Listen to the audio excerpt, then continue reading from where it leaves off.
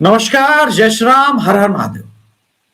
दर्शकों, इस वीडियो को हाथ जोड़ के बोलता हूं, पूरा देखिएगा और शेयर भी कीजिएगा। स्पेशली जो हमारे पश्चिम बंगाल के मित्र हैं, उन तक अवश्य पहुंचाइए।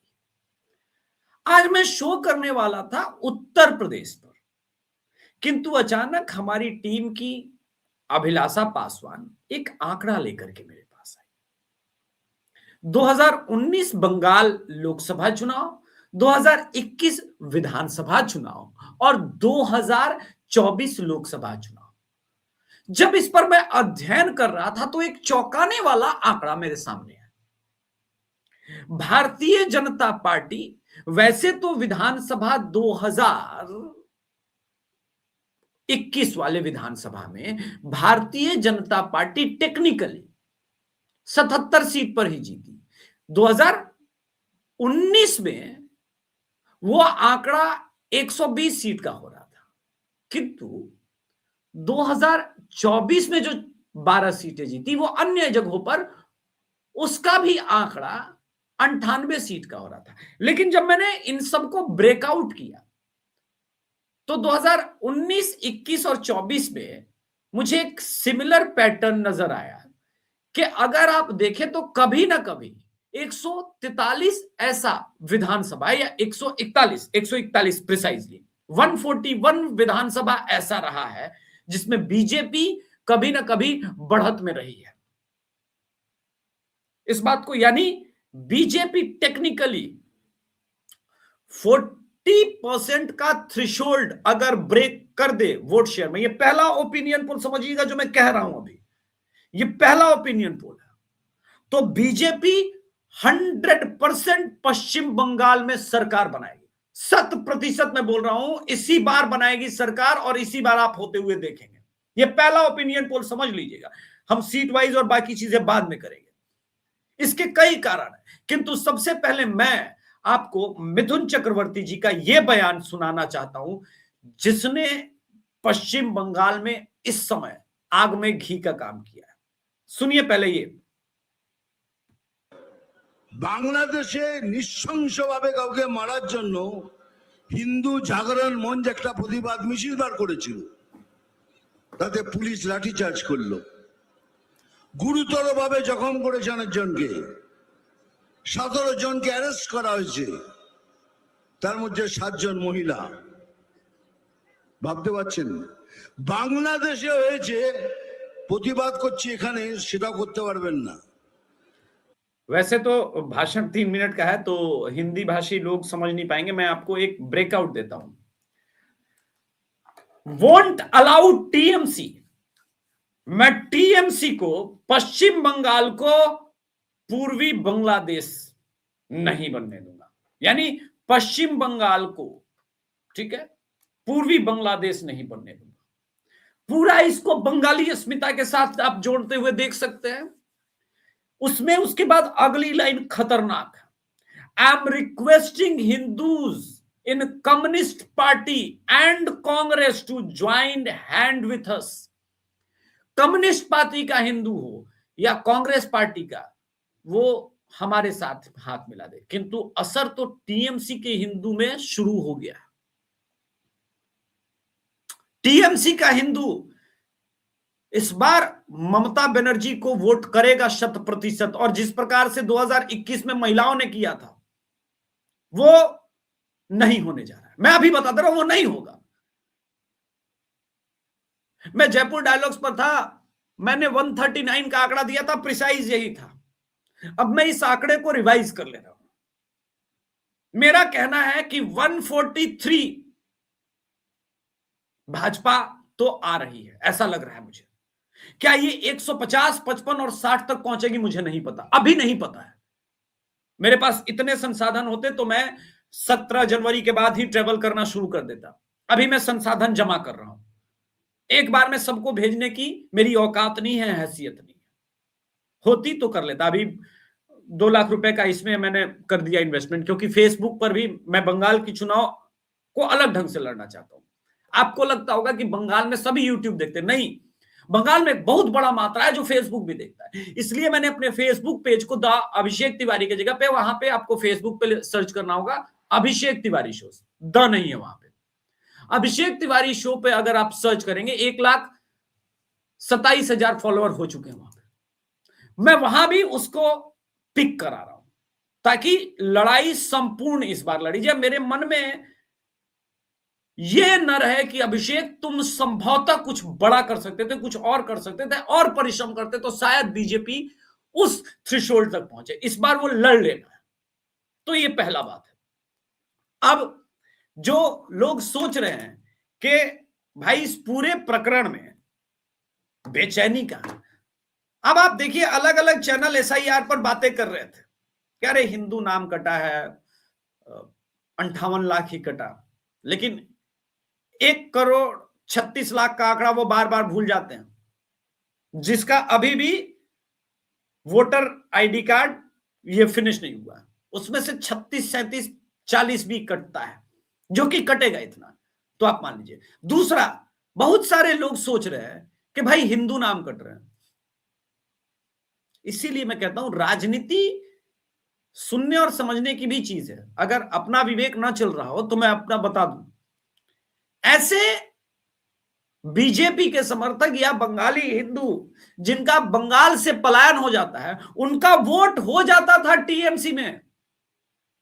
यही तो खेल है। इसी खेल को तो समझ नहीं पा रहे लोग, और उसका असर है, ऐसे में नहीं बोल रहा हूं। अब जो एसआईआर पर आज तक नहीं हुआ था, अब वो एसआईआर पर होता हुआ दिख रहा है। अब भाई साहब रोना धोना मचने लगा है। अब लोगों को समझ में आ गया है टीएमसी को, और वो खुल के कर रही है, ऐसा नहीं है, ना ना ना, वो अब खुल के आ गई है इस मामले में कि भाई किसी भी प्रकार से रोको, ये कंप्लीट हो गया ये साइकिल, तो मुश्किल होगा। अब आपको एक दिखा रहा हूं, आसनसोल नॉर्थ एसआईआर हो रहा है, टीएमसी के गुंडे आ गए हैं, ठीक है। SIR hearing disturbed in Asansol North. SIR has shaken TMC from the day one. यही बात मैं लगातार कह रहा था। अलग अलग विश्लेषक कह रहे हैं डराने के लिए। देखिए, आप देख सकते हैं कि अब टीएमसी का कार्यकर्ता कहां पहुंच गया है। इसी के बारे में ममता बनर्जी बोल रही थी, लेकिन ये मैसिव नहीं हो पा रहा है। ममता बनर्जी ने कहा था, याद है, कि एसआईआर नहीं हो करने देंगे, आग लग जाएगा, फलाना हो जाएगा, ढिमकाना हो जाएगा। लेकिन उसको समझ में आ गया कि भाई अमित शाह पूरा मूड बनाया है आर्टिकल 356 अप्लाई करने का, तो ममता बनर्जी रुक गई। लेकिन अब पानी सर के ऊपर जा चुका है। अब करें तो क्या करें, और करें तो क्या करें से बड़ा इंपैक्ट ये है कि अपने आप को रोके तो कैसे रोके। अब अगर रोकते हैं तब भी टीएमसी हार रही है, और नहीं रोकते तो राष्ट्रपति शासन लगे तो लगे, राष्ट्रपति शासन अब लग जाए तो लग जाए, लेकिन अब अगर रोक लिया तो हम सरकार में ही नहीं आएंगे। ममता बनर्जी इस वक्त चुनाव आयोग पर हमलावर है। क्या सोच के हमलावर है? अभी मैं बताऊंगा। भाजपा ने एक जो स्ट्रेटेजी बदली है, जिसके बारे में कोई इन्फ्लुएंसर बात नहीं कर रहा है, मैं आगे बताऊंगा उसको लेकर के। आरएसएस का वो एक अलग खेल चल रहा है, पर ये वीडियो बताता है कि अब उन्हें समझ में आ गया है। तो 1,36,00,000 में से चाहे 85 लाख 90 लाख जो आंकड़ा पहुंचे उसको बचा लो, उतना तो बचा लो। लेकिन फिर भी क्या पिछले चुनाव की तरह 87%, 82%, 85% का वोट शेयर हो पाएगा? होगा, क्योंकि नाम कटेंगे तो वोटिंग परसेंटेज बढ़ेगा। ये 89 तक जा सकता है, लेकिन इस बार 89 ज्यादा जेन्युइन होगा, ज्यादा एक्यूरेट। यानी वो वोटर जो टीएमसी के वोटर नहीं थे, लेकिन फिर भी टीएमसी का कैडर उनको वोट करा दे रहा था, उसके जगह पर वो वोटर जो टीएमसी का वोटर नहीं है, उसका ईवीएम में बटन दब जाएगा। ये खतरनाक स्थिति है। मात्र 15 सालों में ही जो ममता बनर्जी अजय हो रही थी, उनकी कहानी समाप्त होती नजर आ रही है। अब बंगाल में दूसरा एक और स्क्रीनशॉट ही दिखाऊंगा, लेकिन इस पर आपको ध्यान देने की आवश्यकता है। अब हुमायूं कबीर या मुसलमान, बंगाल के मुसलमान के बारे में पहले बात कर लेंगे। बंगाल में 37% और मुर्शिदाबाद में 72%, 72% हमारी पॉपुलेशन है। हमें कौन बाबरी मस्जिद बनाने से रोकेगा? हुमायूं कबीर। ठीक है, आजकल हर विशेष पहचान को सच्चाई आजकल हर विशेष पहचान आपको सच्चाई बता रही है और दिखा रही है। जो नहीं समझ पा रहा है वो मूर्ख से कम नहीं है। डेमोग्राफी ही सच्चाई। तो अब बंगाल में अपने आप को 37% पर कर दिया है और मुर्शिदाबाद में 72% पर कर दिया, राइट। तो हुमायूं कबीर कह रहा है कि मुझे ममता बनर्जी की आवश्यकता नहीं है, और ये जीत भी जाएगा चुनाव, इसमें भी कोई शक नहीं। किंतु वो एरिया जो टीएमसी के लिए नहीं है, वहां एक हुमायूं कबीर के कारण समस्या आएगी। मैं एक सच्चाई बताता हूं, इसके बारे में कम लोग बताएंगे। ये जो हुमायूं कबीर बाबरी बना रहा है, इसका सेंटिमेंट कितना, इसकी ग्रेविटी कितनी खतरनाक है, और बहुत सारे विश्लेषक यहां चूक रहे हैं। जानते हैं 250-300 किलोमीटर से ईंटें आ रही हैं। बाबरी के लिए जो ईंटें जा रही हैं वो 10 रुपए की एक ईंट बिक रही है, और पूरे बंगाल से मुसलमान ईंट दे रहे हैं। बोला ना हम बाबरी बनवाएंगे। वोट कहां करेंगे वो बात की बात है, पहले इस सेंटिमेंट को समझिए। अच्छा, ये पोलराइजेशन क्या रिवर्स पोलराइजेशन को जन्म देगा या नहीं, वो भी भद्रलोक के अंदर। मूल प्रश्न यहां है, भाजपा का अपना वोट तो है ही, वो घूम रहा है 38 to 40% के बीच में। आपको ब्रेक करना है 40% वाला जो मैं थ्रेशोल्ड बोलता हूं, वो होगा कि नहीं। दोस्तों, आज चुनाव एकदम यहां खड़ा है, ये पोजीशन पर भाजपा भी यहां पर है और टीएमसी भी यहां पे। यहां आज टीएमसी दावे के साथ नहीं कह सकती कि मैं सरकार बना रही हूं, इसलिए आनन फानन में आईपैक को बुलाया गया। वही प्रशांत किशोर की पुरानी पार्टी जिसने पिछली बार चुनाव को जिता दिया था, किंतु इस बार के चुनाव में और उस बार के चुनाव में जो पूर्वी बांग्लादेश वाला फैक्टर था वो नहीं था, वो नहीं था। बंगाल की सभ्यता संस्कृति उस फैक्टर में, मां माटी मानुष, वो टीएमसी के पलड़े में थी। भाजपा की तीसरी सबसे बड़ी रणनीतिक कमजोरी, 3 पार्टी वाली 72 सीट जीत अवश्य गई, किंतु उसके पास ऐसे हजारों बूथ थे जहां पर कोई कार्यकर्ता तक नहीं था। बूथ का जो कार्यकर्ता होता है बूथ लेवल का, वो नहीं था। वो जनता का भावना था, जनता भावनाओं में, और इसी कारण से वो बड़ा सर्ज दिख रहा था। इस बार भाजपा को बिल्कुल हरियाणा के स्टाइल में अपने वोट शेयर को 31% से 41 पर लाना है, और 42 पर। टीएमसी 1% ज्यादा वोट ला करके भी चुनाव हार जाएगी। मैं आपको बता रहा हूं बंगाल की सच्चाई जी। सरकार बीजेपी की बन जाएगी, सिंपल मेजोरिटी रहेगी, लेकिन सरकार बन जाएगी। इसलिए मैंने कहा कि ये मेरा पहला ओपिनियन पोल समझे। अभी ग्राफिक्स और डेटा और कौन कितने प्रतिशत लोग ममता को चाहते हैं, कितने प्रतिशत ममता को नहीं चाहते, कौन शुभेंदु अधिकारी को चाहता है, वो समझिए। चलिए, एक लोकसभा का मैं जो इंटरेस्टिंग आंकड़ा है उससे राजनीतिक पंडितों को विश्वास हो जाएगा मैं कहां कह रहा हूं।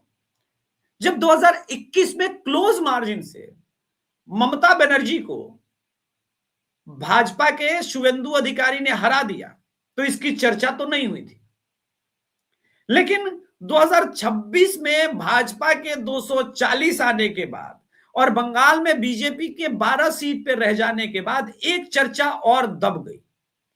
वो था मित्रों, नंदीग्राम के अंदर टीएमसी का जीत का मार्जिन लोकसभा के अंदर इतना कम हो गया था कि टेक्निकली नंदीग्राम के 6 विधान सीट पर उस दिन बीजेपी आगे थी। ये बात किसी ने नहीं कही, मैं कह रहा हूं पहली बार। जरा आंकड़े उठाइए, जरा डेटा को पढ़िए। क्या शुभेंदु अधिकारी ने पूरा खेल बदल नहीं दिया है? जो इस बात को समझ रहा है वो समझेगा कि क्यों बंगाल विजय की तरफ भाजपा को मैं कह रहा हूं कि बढ़ रही है। ये बात मैं आज बोल रहा हूं, संभवतः मेरे पीछे 100 लोग खड़े होंगे कुछ दिनों बाद जो ये कहने लगेंगे, उनके मुंह से ये जबान फूटेगी कि हां, बंगाल में भाजपा का रथ विक्ट्री की तरफ बढ़ रहा है। अब बीजेपी को जीत का विश्वास होगा, और एक बात समझिए, अगर भाजपा को विश्वास होगा और भाजपा के कैडर को जीत का विश्वास हो गया तो भाजपा का कार्यकर्ता जो लोकसभा में डर गया था वो विधानसभा में इस बार नहीं डरेगा। चलो पलटाए, जो टीएमसी ने कभी नारा दिया था लेफ्ट के लिए वो टीएमसी पर भारी पड़ेगा, चुपे चाप कमल छाप और चलो पलटाए, और वो दे देगा। नहीं रोक पाएगा कैडर, न कैडर रोक पाएगा न क्लब रोक पाएगा। क्यों? क्योंकि क्लब में बैठे हुए भीतर का हिंदू स्वयं जो कि टीएमसी के सपोर्टर अपने आप को दिखाता है वो जाएगा और भाजपा का बटन दबा देगा। आप समझिए मैं क्या कह रहा हूं। और ये जो परिवर्तन मैं देख रहा हूं, ये बंगाल का मेरा पहला ओपिनियन पोल है, इसको बहुत सीरियसली ले। इस समय मैं मानता हूं कि भाजपा 141 टू 143 के आसपास कहीं खड़ी है, और 2 ही सीट का मैं गैप दे रहा हूं। भाजपा ठीक से लड़ गई। भाजपा ने टीएमसी के उन नेताओं को आयातित नहीं किया जो जिनसे हिंदू घृणा करता है, और भाजपा को अपने कैडर पर, बंगाल के कैडर पर विश्वास रहा। दिलीप घोष और शुभेंदु अधिकारी के बीच वर्चस्व की लड़ाई नहीं हो पाई, और सिर्फ शुभेंदु अधिकारी को खड़ा करके, मैं कह रहा हूं शुभेंदु अधिकारी के नाम पे चुनाव लड़ लेने का टाइम है। शुभेंदु अधिकारी के अंदर वो पोटेंशियल है। शुभेंदु अधिकारी आप ना भी लड़े, लेकिन शुभेंदु अधिकारी को फ्रंट पे लेके जाए, शुभेंदु अधिकारी को सेना का नेतृत्व दे दीजिए, यह आदमी बदल देगा क्या। इसलिए आज के संस्करण में इतना ही। क्या ममता बनर्जी बंगाल चुनाव हार चुकी है? यही आज का शीर्षक है। धन्यवाद। जय श्री राम, हर हर महादेव। आप लोग स्वतंत्र रूप से कमेंट लिखिएगा इस वीडियो पर, चाहे आप मेरे विरोधी भी हो तब भी आप लिखिएगा। मैं आप सबके कमेंट का उत्तर इस वीडियो का, स्पेसिफिक इस वीडियो का देने का प्रयत्न करूंगा। सबके ना सही, लेकिन महत्वपूर्ण प्रश्न जो भी होंगे, अगर आप टीएमसी के समर्थक हैं तब भी आप मुझे दे सकते हैं, मुझे कोई दिक्कत नहीं है, लेकिन आप लिखे जरूर। धन्यवाद। जय श्री राम, हर हर महादेव। जय श्री राम।